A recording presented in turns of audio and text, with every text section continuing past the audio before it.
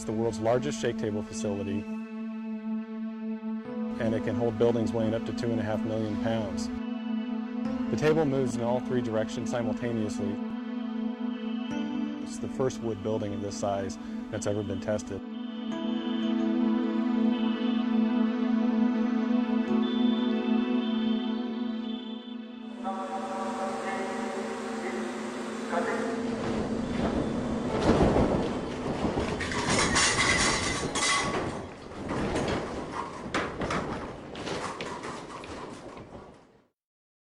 The entire project is called the Niecewood Capstone Test, a project funded by the National Science Foundation. The project is led by Colorado State University, and Simpson was a close technical collaborator. The popularity of mid-rise wood frame construction has soared in urban areas, and so there's not a lot of information on how to design those types of structures. So the information gathered from this testing is going to be absolutely critical. The condominium tower was built as a actual condominium would be constructed with 23 1- and 2-bedroom living units. We're testing a 7-story, 23,000 square foot, 800,000 pound building in 3 dimensions. This collaboration with all the folks involved is really going to culminate in a test that's going to show how our products perform in a very severe seismic event.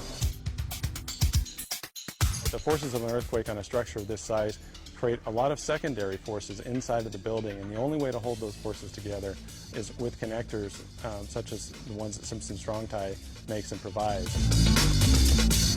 In this building, we have a wide variety of Simpson Strong-Tie products, from large hold-down rods that run 7 stories up to the roof, known as ATS, or anchor tie-down system. We have a number of shear transfer elements in here, and straps and the floor plates to help tie the floor plates to the shear walls. In short, we're building what we call a complete load path. This building, the Niecewood Capstone building, is designed using a performance-based seismic design philosophy. It's a method to design specifically for, or explicitly maybe, for performance of the building. We don't just design a component or an assembly. We actually design it all together and then we check it. And performance-based design allows us, if we know enough about how the building reacts, to actually select what level of damage we want to see in the building during an earthquake. We're doing a series of tests on this structure so that we can incrementally increase our knowledge as to how the building is responding at different levels of shaking. We're not only going back and forth, side to side, but we're going up and down as well. So we're getting all of the vertical accelerations and lateral accelerations exactly like that Northridge earthquake, but times 1.8. There's approximately 300 sensors in the building, measuring everything from movement to force to acceleration. Once that data and information is gathered, then it can be used to develop new design procedures and new construction methods. So we're able to take what the engineers have modeled, compare it to how the building actually performed, and that's going to give us a lot of great data for years and years to come. What we're really doing here is we're demonstrating that you can build a 6-story or even a 7-story possibly wood structure in a high seismic zone and have it perform how you want. It's safe, it's cost effective, and frankly they're very little damage. Really, for 5% or less in your construction material costs in the beginning of the building, you can not only save the occupants of the building, but you can also save the structure. This test will change the way light frame wood is designed over the next 10 years. We've invited several key engineers from across the country, building departments.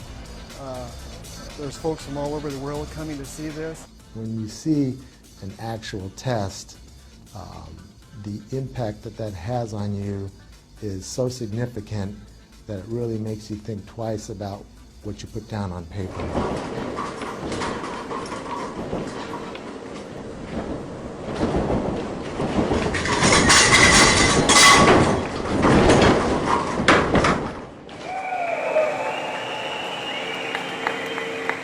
Everything in it worked. There's minimal damage to the inside of the building, minimal damage to the outside of the building. I would say that this testing really does validate the performance-based design concepts developed at the various universities involved in this project.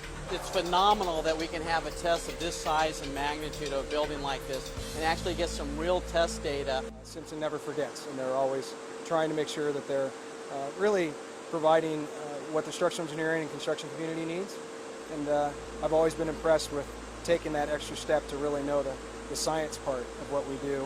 It's truly unprecedented what they've done today.